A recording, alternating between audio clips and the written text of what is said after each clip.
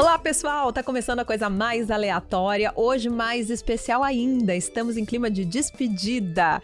Bianca, depois de trabalharmos praticamente um ano inteiro junto com o nosso querido Andrezinho no áudio, vamos dar uma pausa nessa primeira temporada. A gente não vai se ausentar, não é isso? Isso, pequena pausa só pra ventilar, né?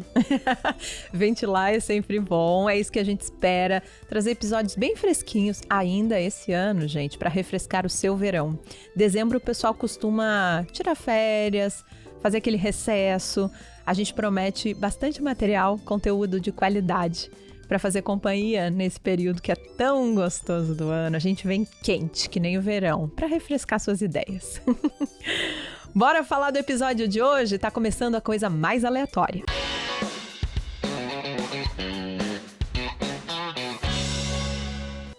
Hoje a gente vai falar sobre um filme que impactou bastante, não só a gente, mas me parece que o mundo inteiro.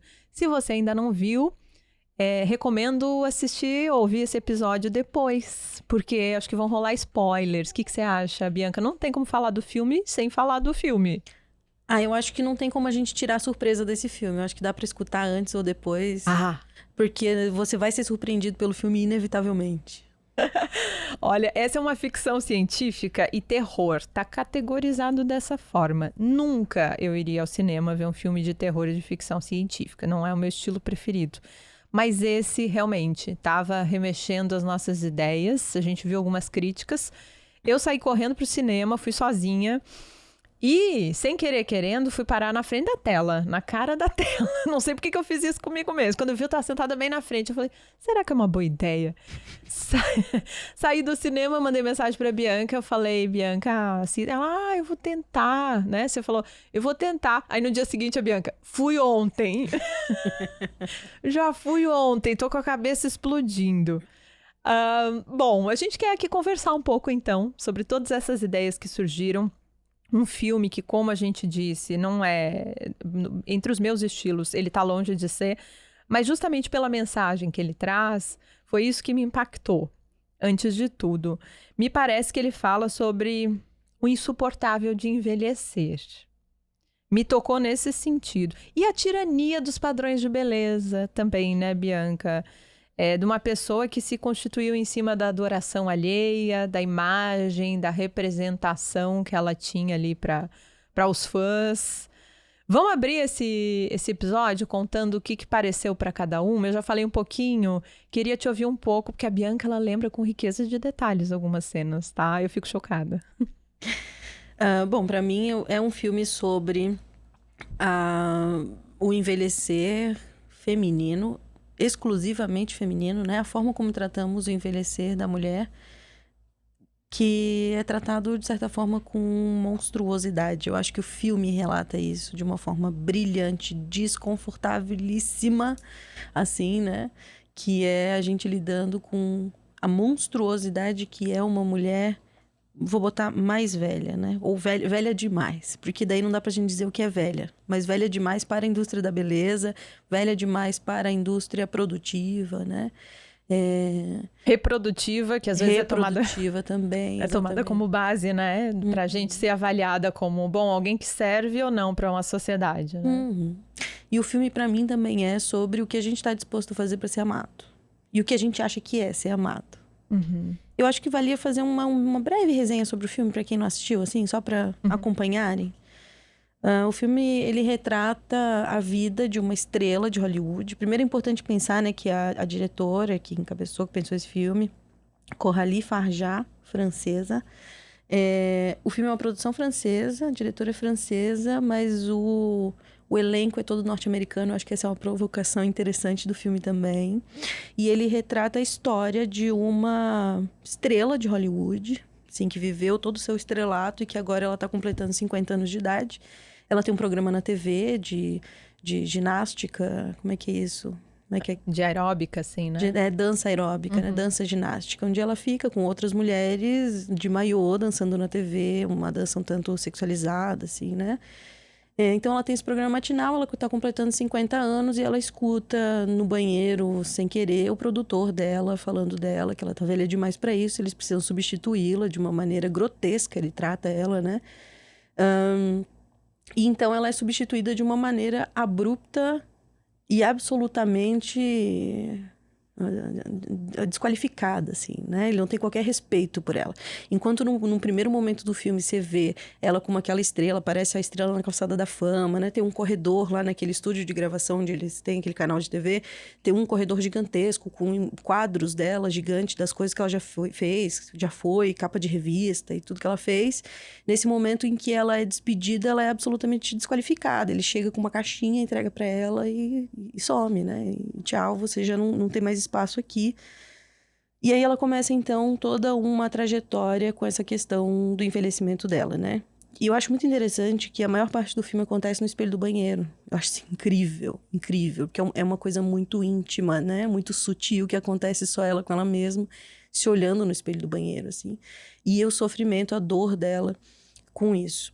Então, acho que o filme começa falando de uma coisa que é uma construção popular coletiva, social, assim, né? Da desqualificação da mulher envelhecida. E vai para uma coisa muito íntima, que é ela com ela mesma. Ela com o próprio corpo, ela com a própria beleza, né? O ideal de beleza. Importante falar também que a atriz que faz essa protagonista, a personagem principal, é a Demi Moore. Que é interessante também, né? Porque é uma atriz que ela própria passou por isso na carreira, a sexualização do corpo dela, né? E que agora está com 61 anos. E a gente vê que passou também por diversos procedimentos estéticos. Então, eu achei até curioso que várias vezes, assistindo críticas do filme, assim, eu escutei várias pessoas falando, nossa, que incrível, né? Mas a Demi Moore teve a coragem de se colocar nessa posição do filme, nessa posição monstruosa que ela aparece no filme, né? Uhum. E eu achei interessante porque essa é a própria crítica do filme, né? Como uma mulher pode aparecer assim, tão monstruosa na TV, assim. E aí a crítica que fazem ver, essa foi a reação do público. Que corajosa ela foi de se colocar nessa posição monstruosa. Bom, enfim, só finalizando o filme, então, ela recebe uma carta secreta, assim, onde diz que existe uma substância que, se ela quiser participar de um programa secreto, existe uma substância que vai extrair dela a melhor versão. E que, então, ela poderia participar desse projeto e ela conseguiria a melhor versão, perfeita, jovem, linda, de novo. Só que isso teria alguns custos, né? E aí o filme começa, daí eu não vou dar spoiler, porque ele começa a tomar proporções catastróficas. O filme, além de um filme, ele é uma experiência sensorial, né? Eu passei muito mal vendo o filme, assim, para quem tem dificuldade com body horror, que eles chamam nessa categoria, que é horror corporal.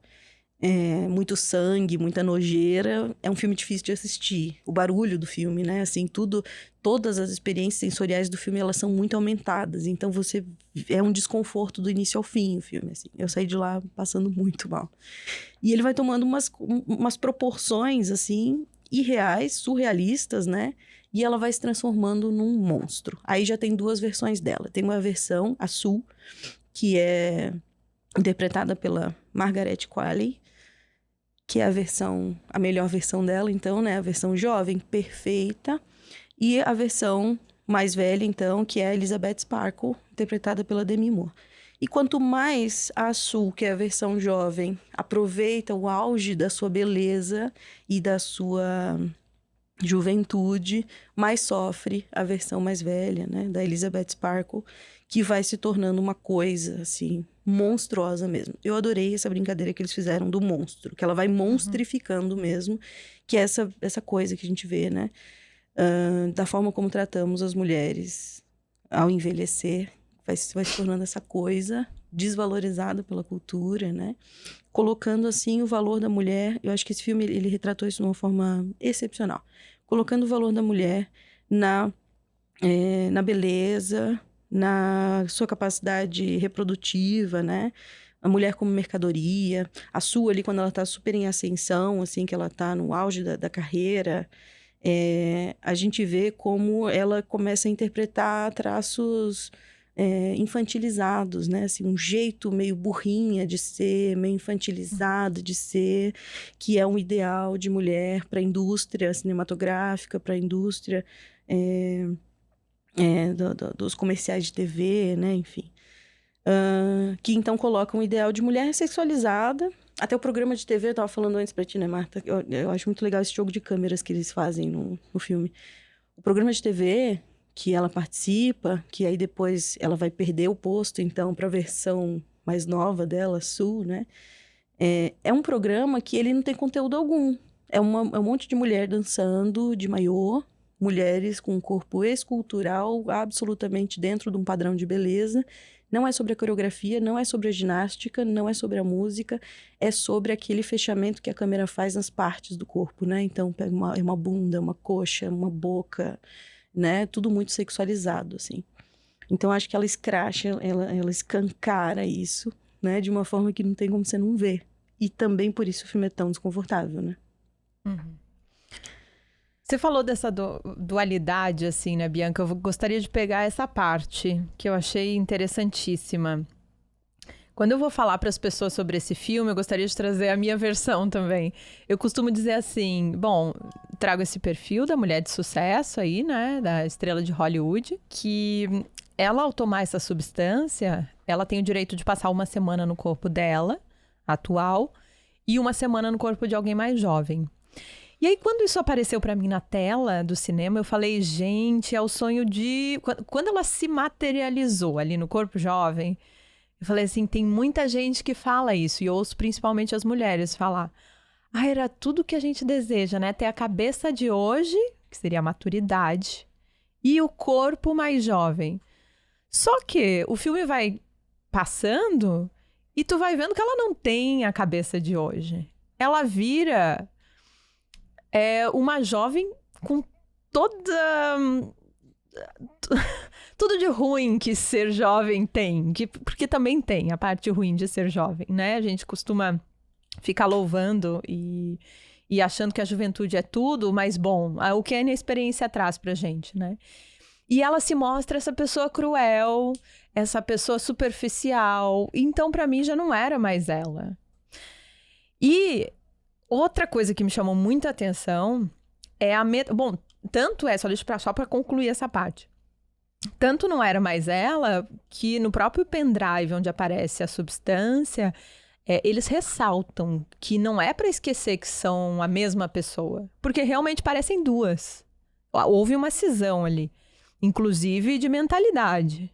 Né? Ela parece que fica retardada, vamos dizer. O jovem vive como se não houvesse amanhã, o jovem vive no limite, o jovem vive sem tantas responsabilidades e ponderações, digamos assim, né? Claro, a gente está generalizando. Mas a Sui era essa jovem, né? Que vivia para experimentar, que vive sem pensar no amanhã. Ela quer 100% e, se possível, 110% da experiência, né? Uhum. E nesse sentido...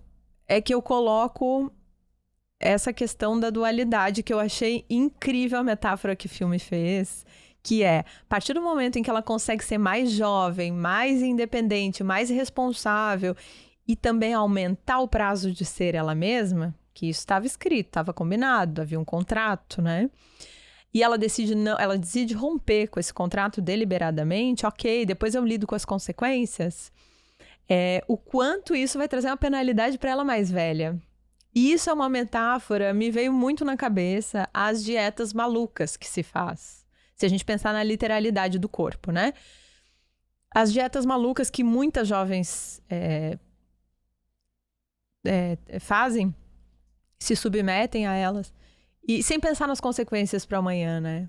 E ali a consequência, ela chega em uma semana. Tu não conta com o calendário, depois eu penso nisso. Não, ali se apresenta de uma forma muito horrível mesmo, né? Choca a gente.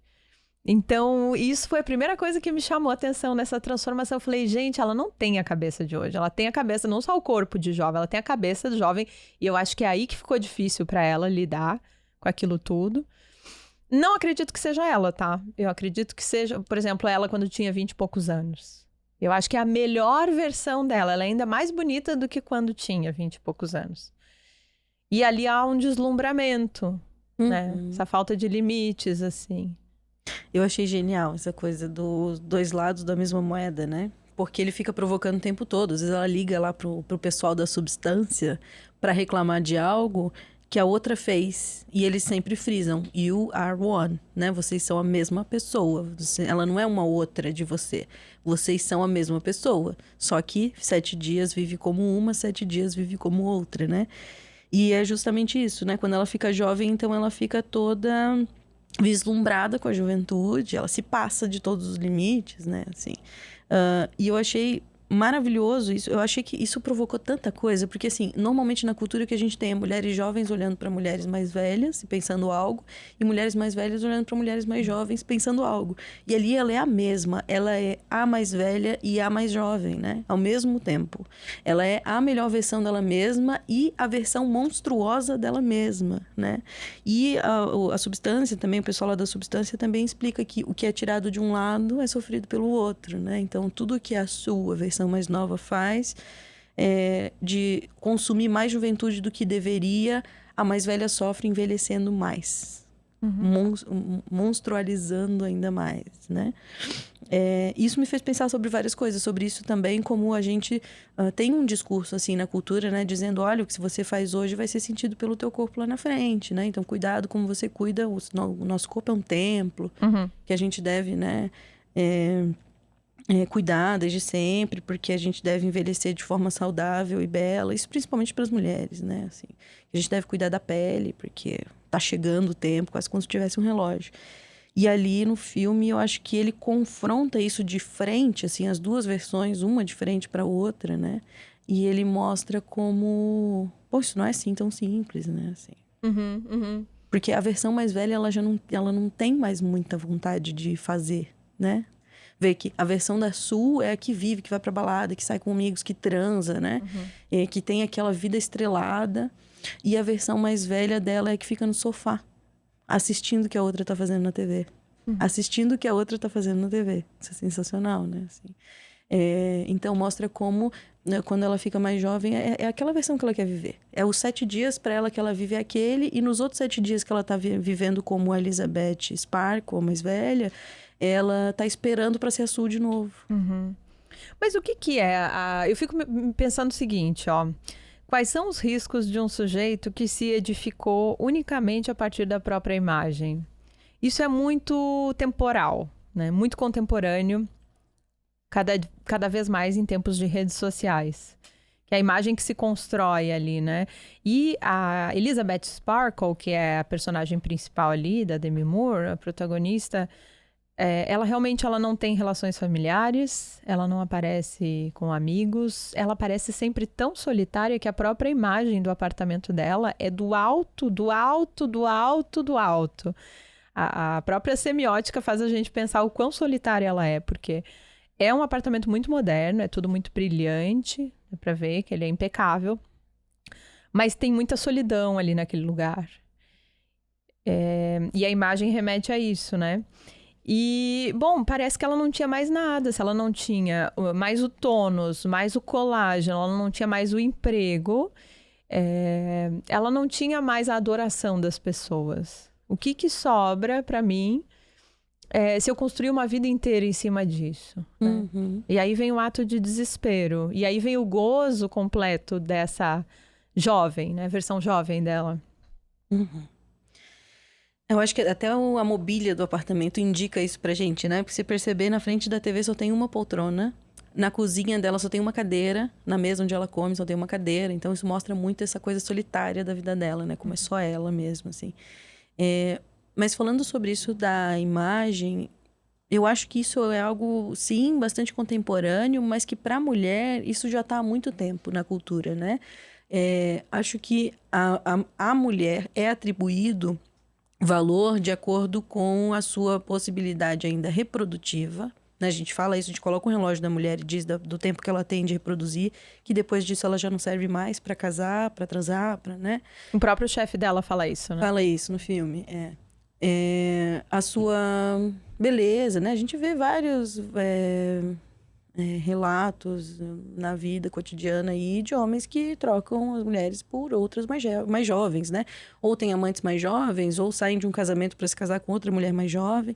E isso é uma coisa que está mesmo para as mulheres, porque o envelhecimento da mulher é tido como algo de desvalor, né? A mulher vai ficando desqualificada ao envelhecer. Enquanto o homem não, o homem vai maturando.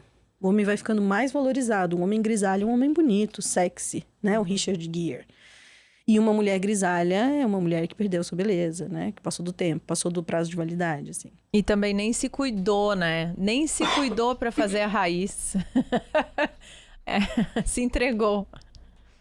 E a gente tem isso também, eu acho que, pensando assim, né? Como isso não é uma coisa tão contemporânea assim, a gente tem isso em diversas frentes, como, por exemplo, o corpo da mulher, ele é criticado o tempo todo, né? O padrão de beleza, de magreza e tudo mais. Enquanto a gente via há tempos atrás, talvez agora os homens estejam mais vaidosos, mais ligados à estética, bodybuilding, né, tal. Mas antigamente a gente via aquela barriguinha de chope, né, assim, os homens sem camisa, tranquilos com a sua imagem, tranquilos com a sua barriguinha, enquanto as mulheres não. Para as mulheres não tá da mesma forma, né? Então acho que isso é algo que atravessa gerações. Isso não tem a ver só com contemporaneidade, mas que talvez esteja mais óbvio agora, mais escrachado agora, né? Com a coisa da imagem, das redes sociais, né? Dos vídeos. Acho que as redes sociais, elas trazem isso, né? É um recorte editado de um corpo. Então, a gente tá vendo lá sempre algo com um filtro, uma pele com um filtro, né? Uma foto de biquíni que passou por alguma edição, né? Enfim. Então, eu acho que isso problematiza um pouco mais, inflama um pouco mais. E agora acho que uma coisa que me intrigou bastante é que eu estava assistindo algumas críticas hoje, né? Falei pra ti. E eu assisti críticas de homens e de mulheres para esse filme. E eu ouvi alguns homens, ao criticarem o filme, dizerem que acharam o filme engraçado. Teve um ainda que disse assim, não sei por que ele foi colocado na categoria de horror. Pra mim foi engraçado. O filme tem e ele conta algumas cenas que pra mim foram vividas, pra mim, com muito horror, e ele achou engraçado. E quando eu tava lá no cinema também, tem uma das últimas cenas do filme, quando ela já tá numa coisa muito monstruosa, assim, ela se transforma num monstro, né? E aí ela tá pendurando uns brinquinhos, assim, tentando se arrumar, e tinha uma galera no cinema que riu. E eu tava horrorizada, eu tava segurando o vômito, assim, eu tava passando muito mal mesmo. E tinha uma galera que riu. E aí, isso pra mim é um marco também pra gente pensar, né? Como todas as mulheres que eu conversei, que assistiram o filme, saíram de lá horrorizadas. E alguns homens assistiram o filme e acharam graça. Porque não se identificaram, talvez, né? Com a questão do filme. E as mulheres, sim. Talvez tenham sentido aquilo, né? De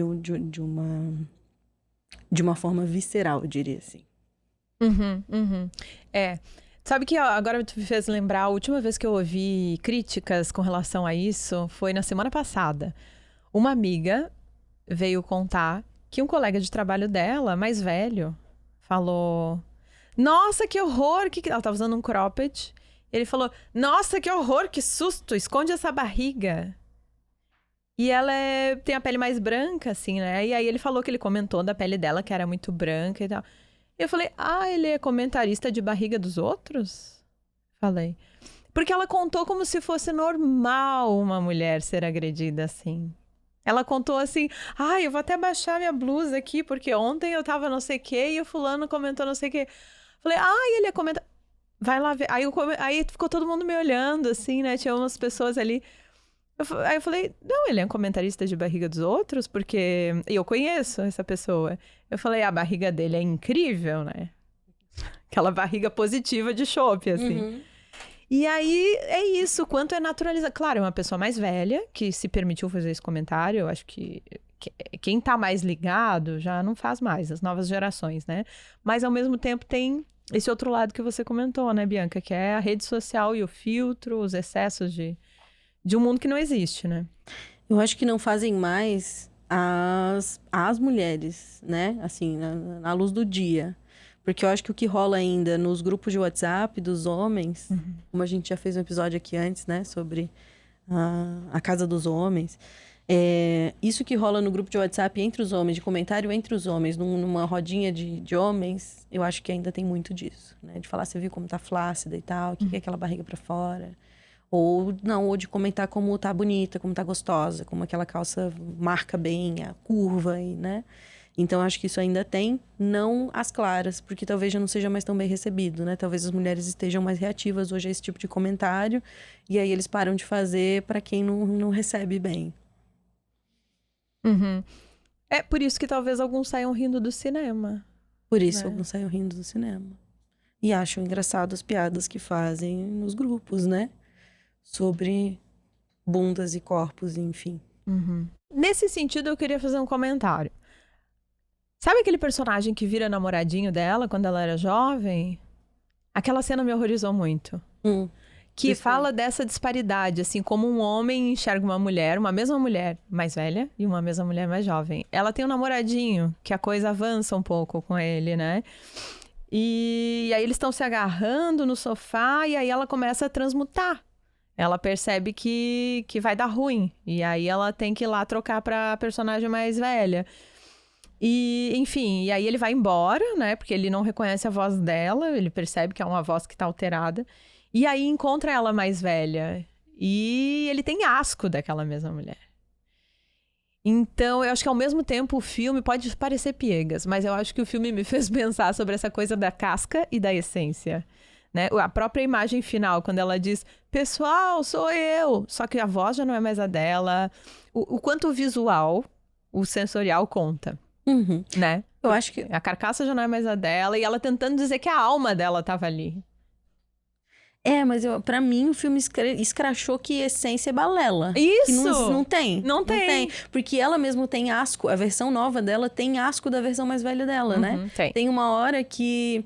Isso aparece em várias partes do filme. Quando começa a dar errado pra versão mais velha dela, ela liga lá pro pessoal da substância... E para reclamar de alguma coisa, ele fala, olha, você pode encerrar o experimento a qualquer momento. Daí ela fala, não, deixa pra lá. Não quero encerrar. Ela ainda quer continuar vivendo aquela versão mais jovem, né? E aí tem uma hora que ela tá na versão mais jovem, e aí começa a dar problema, ela liga pra lá. E aí o pessoal fala que ela tem que voltar, porque já passou os 7 dias, ela tem que voltar pra versão mais velha dela. E aí ela faz uma ânsia de vômito, assim, eu tenho que voltar pra aquele corpo velho, né? Então que isso aparece o tempo todo, tanto na versão mais velha dela, que não quer abrir mão de ser jovem por 7 dias... Né? Mesmo com todas as consequências. E a versão nova dela, que é ela mesma. Por isso que eu acho que balela a essência, né? O filme mostra isso como não tem. Que quando você tá lá jovem, você não quer saber de envelhecer, você não quer saber de consequência pro teu corpo mais velho, você não quer saber de limite, porque você é jovem, você quer aproveitar aquilo que você tem, né? E a gente não quer pensar nisso, né? A gente não quer se ver com isso, com a possibilidade da finitude, com a possibilidade de olhar para a própria mão e ver a mão envelhecida. O que isso representa na nossa sociedade? É muito pesado. Essa impossibilidade de suportar o envelhecer. E que para a mulher é muito mais cruel, claro, a gente sabe. Tu sabe que eu acho que já tinha falado sobre isso uma vez, Bianca, acho que vale trazer. Eu queria ter lido todo o livro O Mito da Beleza, só consegui ler uma partezinha, né? A autora fala o quanto... essa impossibilidade de ser bela e cada vez mais bela, assim. Porque mesmo quando ela é jovem e muito bela, ela quer mais uma semana. Ela não quer voltar pro corpo, né? Então, essa coisa de nunca estar satisfeita com o que se tem e sempre achar um defeito. Eu lembro de uma vez ir jantar com uma amiga, pensa na amiga linda, ela parece uma modelo. E aí ela falou assim... e eu tô pensando em operar agora. Eu falei, meu Deus, ela já fez várias plásticas. E aí eu não sabia, eu falei, operar o quê, né? Fiquei pensando. E aí ela falou que ela ia operar isso aqui. A dobrinha do tchau. Do sovaco. Do sovaco. Que ela falou que achava horrível. E aí eu peguei e fiz assim... olhei pra dobrinha do sovaco dela, porque era uma coisa que eu nunca tinha reparado de tão linda que ela é. Então, assim, essa busca pelas próprias imperfeições, a quem que isso serve? Essa insatisfação permanente, né? Serve a alguém, não deixa de ser uma forma de manter as mulheres ocupadas, né? Com outras coisas que não uma competitividade no mercado de trabalho, e enfim, tantas outras questões, né? É uma maneira de deixá-las ensimesmadas, porque mesmo a Demi Moore, quando ainda está linda, porém com um dedo envelhecido, ela usa uma luva e tá maravilhosa para um encontro que, quem sabe, pode ser uma ponta de esperança diante de todo aquele horror que ela tá vivendo, ela acha que não é suficiente. É interessante como no filme, quanto mais velha ela vai ficando, mais ela vai se cobrindo, né? Quando ela vai na versão Demi Moore, lá buscar a substância, ela sempre vai com um sobretudo, um óculos gigantesco, o cabelo solto, que não dá pra ver ela. Ela tá escondidíssima. E na versão Sul, ela sai na rua com um short curtíssimo, biquíni, e, né, assim, livre, mostrando a maior quantidade de corpo possível. E conforme ela vai ficando mais e mais envelhecida e monstruosa, assim, a gente tá chamando monstruoso porque o filme... Porque o filme retrata mesmo um bicho, uma coisa monstruosa, né? Ao final, ela fica até próxima da necrose, assim, né? Próxima de algo... Vai ficando uma coisa muito abstrata e bizarra, assim. E conforme ela vai ficando cada mais e mais velha, ela vai usando mais e mais roupa. Você percebeu? Que dela começa a botar um meião, assim, que vai até... Você não consegue mais ver nem a perna dela, nada, assim. É uma coisa absurda. Mas que são coisas que a gente percebe que tem um quê de realidade aí, né? Tem um quê de as roupas, as lojas para mulheres jovens e as lojas de roupas para mulheres mais velhas. O estilo de roupa é diferente, né? Se você vê uma mulher mais velha se comportando como uma menina mais nova, usando roupas de meninas mais novas, é uma coisa ridícula. É assim que dizem, né? Que tá ridículo, que ela tá tentando ser uma coisa que não é, que ela deveria cobrir mais o corpo, que não é para ser mostrado, né? Então, e nesse sentido eu fico me perguntando, ela teve nos dois extremos, né? No extremo da beleza e da juventude, e ela teve no extremo do horror. Por que a gente precisa passar por tudo isso? Porque ali ela tá representando um pouco cada um de nós, né? Tá aí a magia do cinema, que faz a gente se identificar ali com o personagem. Isso provoca o horror na gente. Qual é a dificuldade da gente suportar o lugar do meio? Porque ela era uma mulher de 50 anos muito acima da média, digamos assim, né? Se eu fosse pensar com a cabeça capitalista que a gente pensa hoje, né? Que é dessa coisa do consumir. Ela era uma mulher de 50 anos incrível. Incrível. Simplesmente maravilhosa. E aí, né? Mas você acha que o lugar do meio é o mais difícil de suportar? Que é o lugar de... Porque assim, ó, sabe qual é a pergunta que eu queria chegar? O que é a substância? A substância que dá nome ao filme. A substância é o lugar de idealização que a gente precisa fazer, chegar a um limite do corpo, chegar a um limite do... né?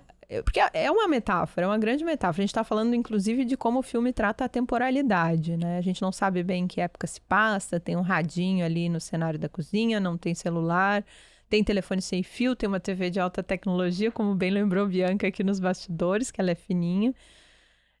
Bom, tem muitas referências da semiótica e que levam a gente a pensar que poderia acontecer em qualquer tempo, porque as mulheres, como você disse, elas estão sob essa ditadura da beleza há muito tempo. Mas é isso, né? A idealização. O que é a substância, né? É um impossível da beleza? É o impossível da beleza. Eu acho que essa é a provocação que o filme faz, né? Da substância como essa promessa do ilimitado que se tem de uma forma muito velada, que é essa coisa que a gente chama e vê o tempo todo nas redes sociais, que é a sua melhor versão. Seja a sua melhor versão. Então, a gente tem aí um mercado um grande mercado de consumo, que são essas mulheres de 40, 50 a 60 anos que estão consumindo muitas intervenções estéticas, né? Justamente por isso, para tentar sustentar, manter por mais um tempo a sua melhor versão. E que tem a ver com padrão estético.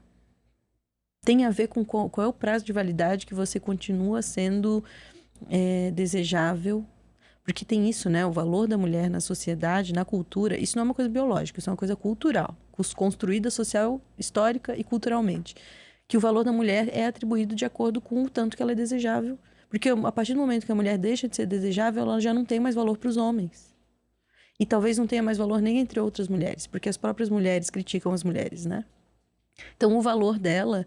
A vida produtiva, o prazo de validade é o tanto de tempo que ela consegue permanecer desejável dentro dos padrões estéticos de beleza E no filme também isso é retratado, eu acho, tem muito a ver com a coisa do controle, né? Porque enquanto ela começa o filme ali, a Demi Moore, linda, maravilhosa como ela é, né? Ela é uma mulher, a atriz, uma mulher de 61 anos. Ali ela tá interpretando uma personagem de 50 anos. Tem muita coisa do controle, assim, né? Ela não come, é uma coisa muito controlada. A casa dela é muito clean, muito limpa, muito minimalista, assim. Uhum. E aí depois, quando ela vai se descontrolando, ela vai perdendo o controle, ela começa uma coisa bizarra com a comida, né? Que ela cozinha coisa demais, assim. Ela suja a cozinha inteira e É uma come. compulsão alimentar. Compulsão alimentar muito louca, né? Então, que até isso tem a ver com controle, assim, né? Tem a ver com o tanto que você consegue suportar, manter. Olha quanto de coisa que você abre mão né? E abdica da vida para conseguir continuar sustentando esse corpo.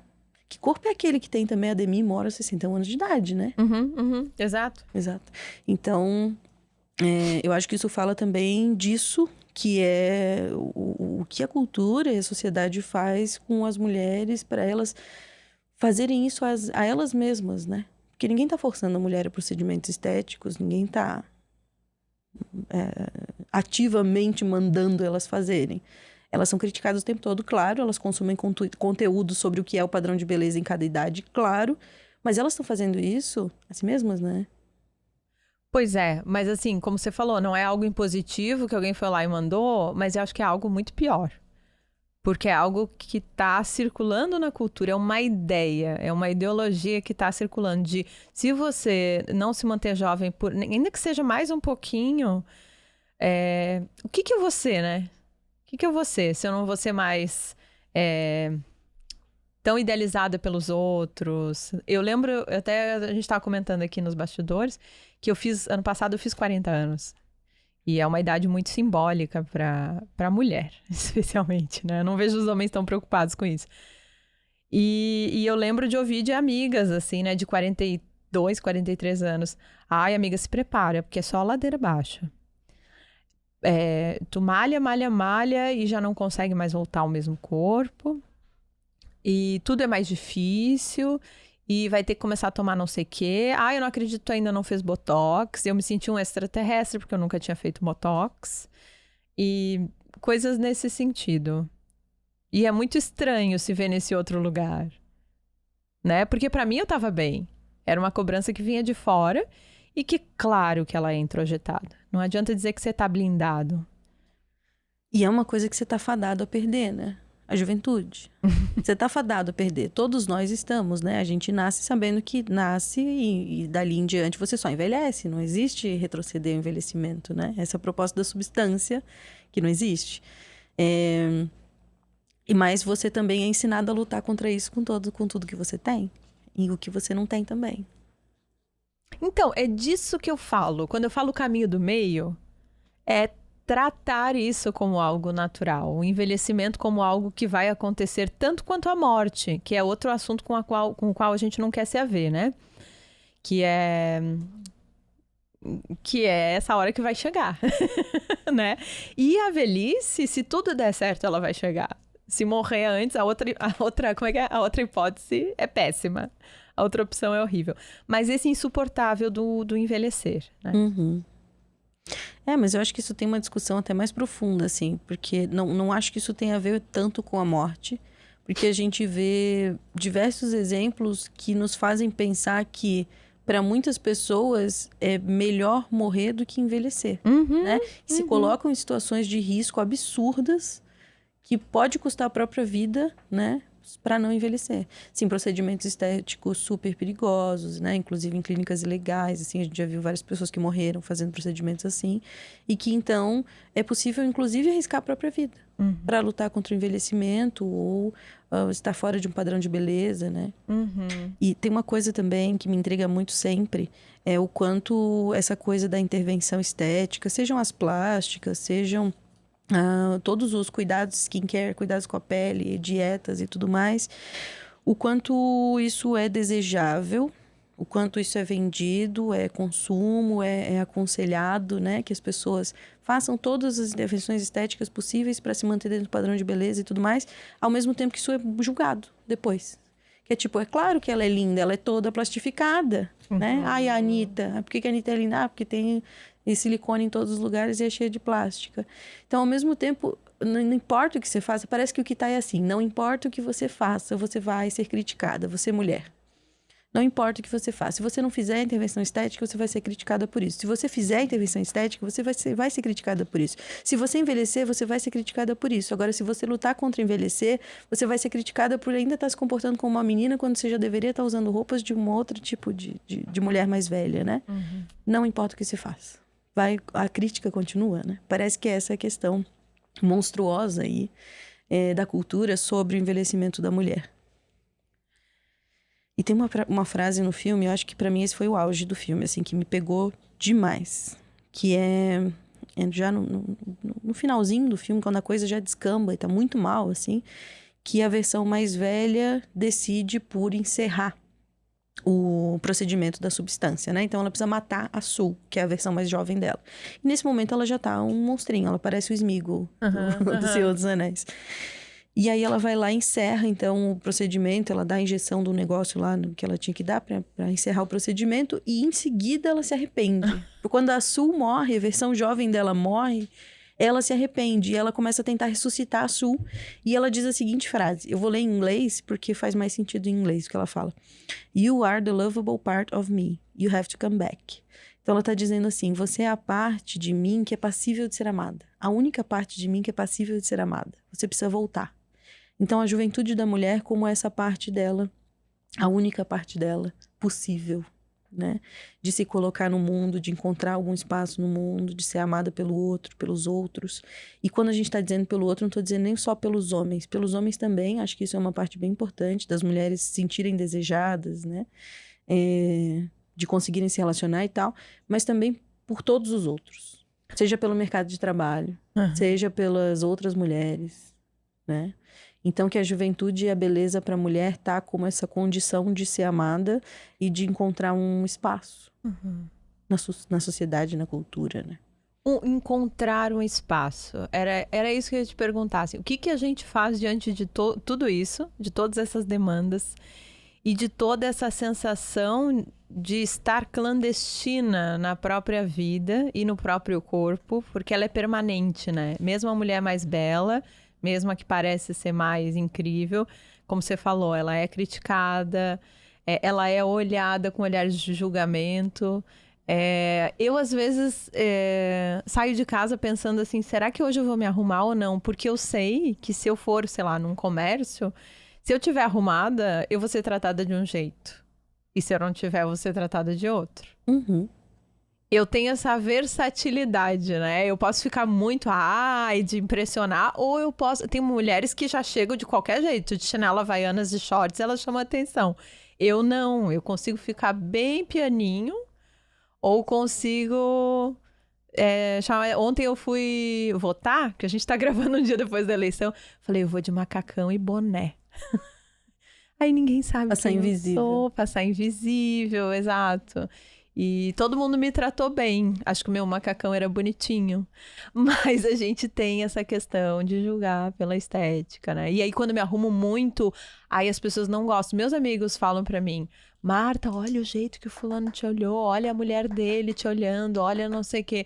Então, assim, esse olhar, ele tá o tempo todo diante da gente, julgando. Seja pro bom, pro ruim, pro belo, pro não belo. Né? O que a gente vai fazer com isso? Que a gente sabe que existe, que tá aí.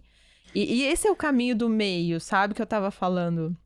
Que seria sustentar algo que não tem a ver com uma idealização. Tem a ver com uma posição ética do sujeito, né? Da mulher diante de todas essas injustiças que a gente sabe que existem, no olhar, nas palavras, nos julgamentos. Mas o que dá pra fazer com isso? Porque assim, ó, eu achei a metáfora do monstro incrível também, porque é um corpo onde as coisas não têm um lugar. Não tem um lugar certo. Você mexeu tanto naquilo que não era aquilo, né? Era um meio termo.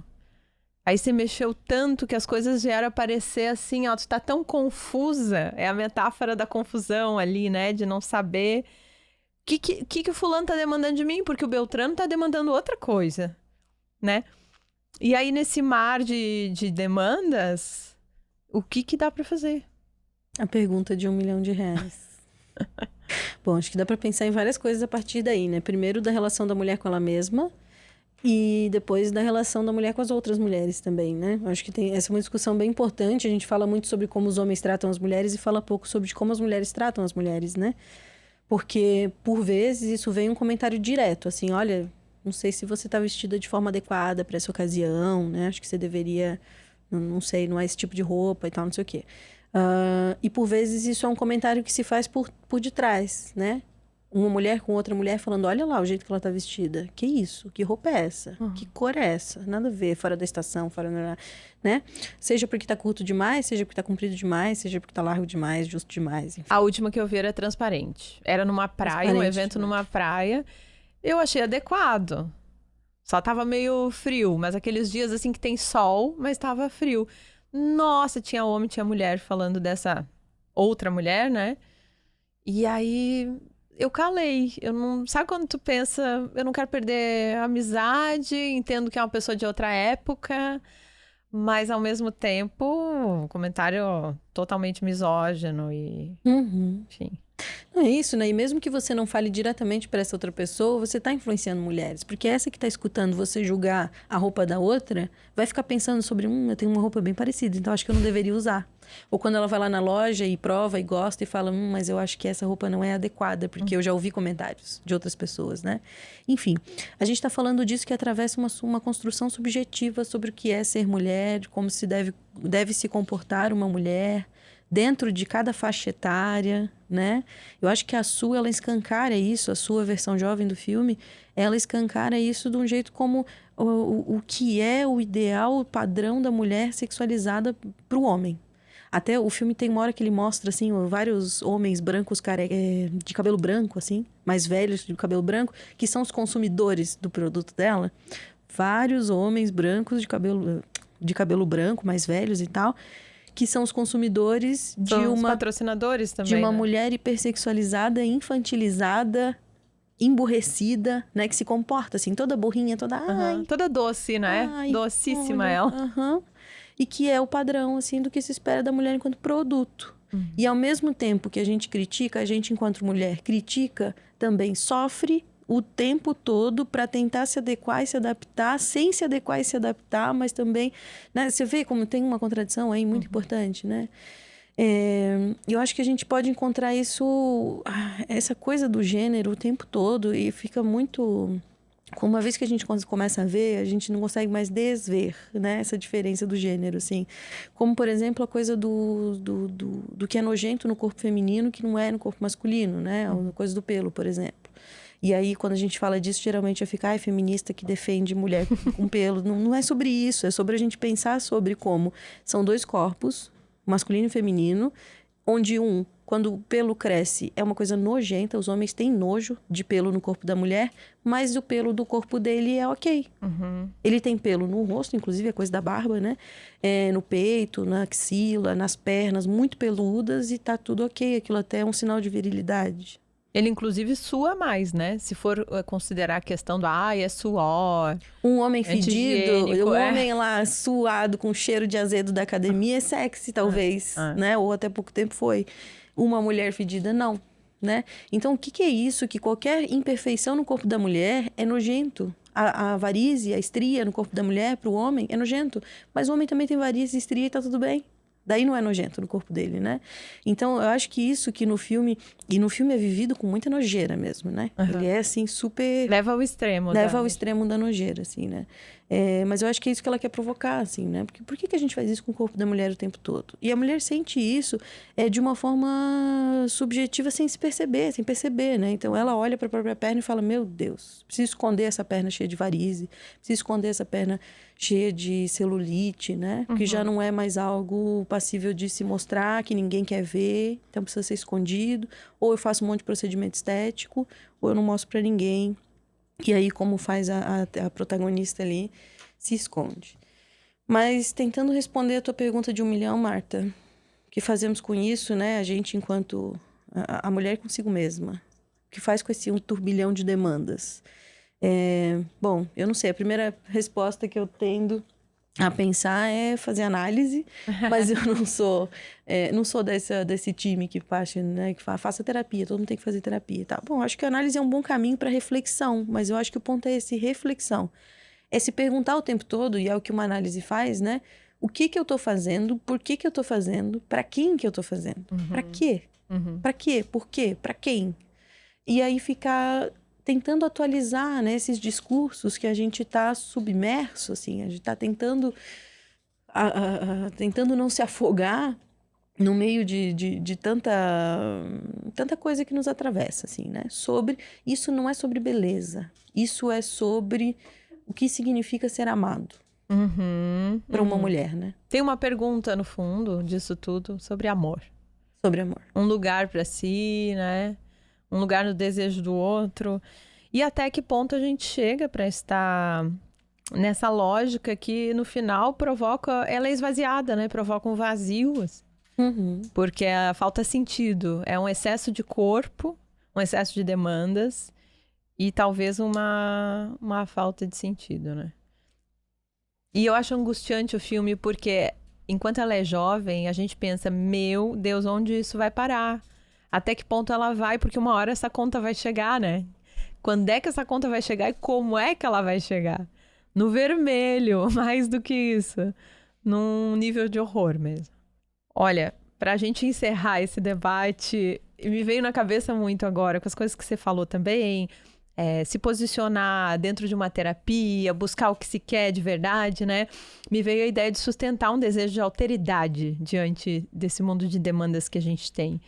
Isso serve não só para padrões de beleza, mas para padrões de vida. Existem muitos jeitos de viver uma vida, né? E muita gente te diz o que é o certo. Mas, bom, uma terapia ajuda a encontrar o que para você faz sentido, né? E uma vida, eu acho que só tem valor quando ela tem sentido para ti e não para os outros. Perfeito, né? Então é uma alternativa a essa melhor versão que a gente está implicado o tempo todo, como uma versão mais autêntica, né? Mais única. Não melhor, talvez não melhor, a melhor versão, né? Que atravessa todos esses discursos que talvez sejam demandas de um outro, desejo de um outro e não meu, né? Não meus. Mas... Até a personagem fala isso. Ela começa falando... Como é que ela fala? Quando ela tá dando aula de ginástica, quando ela tá no primeiro, assim, logo que começa o filme, ela fala, você consegue! Você é bom! E parece que é uma demanda coach mesmo, né? É isso aí. Que tal a gente parar de tentar ser melhores versões e tentar ser só boas versões da gente, né? Ou versões mais únicas. É isso, então? É isso. Gente, estamos chegando ao fim da primeira temporada do podcast A Coisa Mais Aleatória. Nós gravamos, Bianca, 15 episódios, além dos 2 episódios extras que fizemos. Trabalhamos bastante em 2024, não? 17 episódios depois, hein, Marta? Trabalhamos bastante. Mas a gente volta bem loguinho. Bem loguinho com novidades para vocês. A gente quer fazer indicação, além do filme A Substância, que é incrível. Vocês viram que esse filme nos arrebatou, rendeu um episódio inteiro. Para encerrar, vamos aos quadros.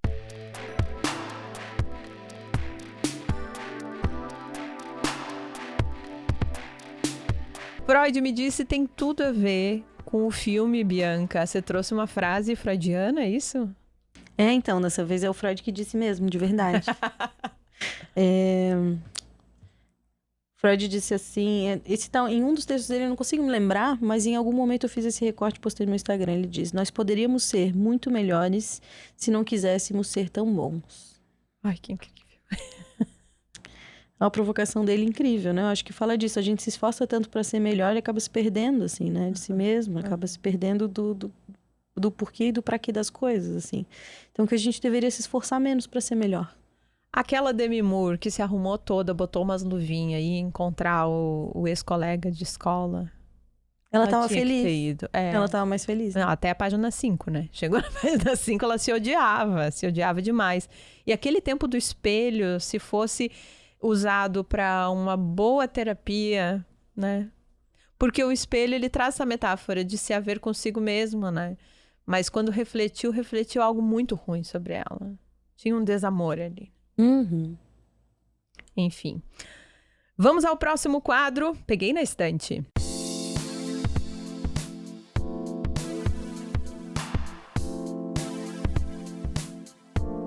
Eu quero indicar esse livro, O Mito da Beleza, que eu tava lendo e é simplesmente incrível, mas eu li só o comecinho, então não posso falar muito. O que eu sei é que ele foi escrito no início dos anos 90 e a autora, ela revisitou esse livro, né? Nos anos 2000 ela fez um prefácio e nos anos 2010, eu acho, ela fez mais outro.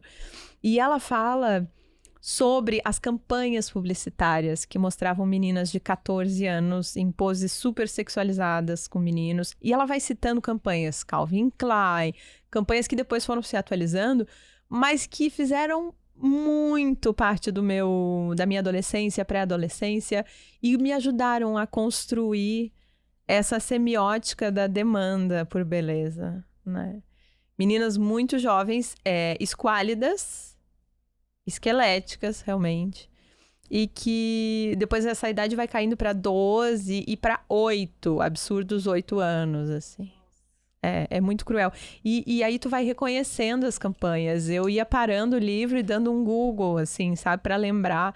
E elas estavam lá. Elas construíram todo o imaginário de uma geração. Campanhas que hoje são proibidas, né? Hoje não pode. Mas que durante muito tempo não foram. Como isso não vai trazer implicações pra gente? Traz. Tá aqui, né? Por isso que eu digo que eu acho que é muito mais perigoso do que se alguém, sei lá, um maluco resolve impor uma lei, né, e publicar. E a partir da... Não, vai todo mundo perceber que é absurdo. Mas como foi algo muito sutil ao longo de muitos anos, várias décadas, bom, gerações e gerações criadas naturalizando esse lugar da mulher, tentando atender uma demanda do impossível, né? Porque afinal de contas eram crianças que estavam ali, né? E era cruel tanto com a gente, que era bem jovem, quanto com mulheres mais velhas, né? Porque o produto que eles vendiam também era para mulheres mais velhas, né? A gente queria ter um perfume Calvin Klein, a gente queria vestir um jeans Calvin Klein, mas a gente não tinha aquele corpo. Eu tenho uma amiga que eu fui ver semana passada, ela falou: ai, amiga, eu comprei um vestido pela internet. E ela brincou assim, mas eu achei que vinha com o corpo da modelo. Aí, como não veio com o corpo, eu vou ter que usar no meu corpo mesmo.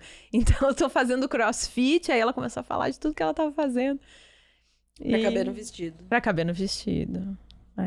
Que tava no corpo de uma modelo completamente irreal, né? Que se bobear, ela nem é real mesmo. Uhum. Enfim.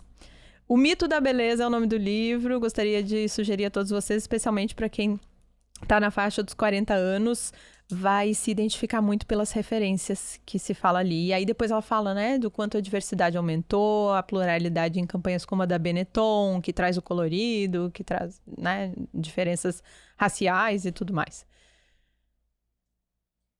Gente, vamos sentir saudades. Não vamos, Bianca? Vamos sentir saudades, mas a gente vai tirar pequenas férias só pra ventilar e daqui a pouco a gente já tá de volta. Olha, foi uma alegria estar com vocês nesse ano de 2024, na Coisa Mais Aleatória. Foi um dos projetos mais lindos, dos quais eu já participei, mais empolgantes também. E daqui a pouquinho tem mais. Aproveite essa folga para ouvir episódios mais antigos, lá do início, que eles continuam atuais, né? A gente não faz só temas, não trabalha só temas factuais, a gente trabalha temas que estão circulando na cultura. Aproveitem também para sugerir temas pra gente por e-mail, né? A gente tem o e-mail... A coisa mais aleatória, isso. O mais não é o maisinho, tá? É por extenso. A coisa mais aleatória, @gmail.com. Isso aí. Manda pra gente sugestões de temas. A gente pretende voltar aí durante as férias já com uma segunda temporada, né? Trazendo assuntos assim... ligados ao verão, Marta. Opa! O verão, as férias, as festas. Quem sabe a gente fala das festas, hein? Bom, aguarda que vem mais. Obrigada, Bianca, pela nossa parceria mais uma vez. Obrigada, Andrezinho, do áudio. Vamos sentir sua falta. E obrigada a você que nos acompanha, que é o sentido de tudo isso, né? Um beijo bem grande. Até o fim do ano.